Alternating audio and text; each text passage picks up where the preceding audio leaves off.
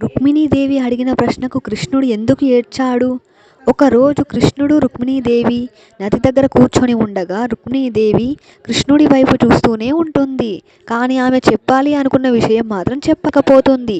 అది గమనించిన కృష్ణుడు, చెప్పు రుక్మిణి, నీ మనసులో ఏదో ఉంది, నన్ను ఏదో అడగాలి అనుకుంటున్నావు, అడుగు అన్నాక అప్పుడు రుక్మిణి నవ్వుతూ కళ్ళల్లో నుండి నీళ్లు కారుస్తూ, నేను మిమ్మల్ని ఎంతో ప్రేమిస్తున్నాను.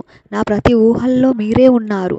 కానీ నాకెందుకో మీ భార్య కన్నా మీ ప్రియురాలిలాగా ఉంటే బాగుండు అనిపిస్తుంది.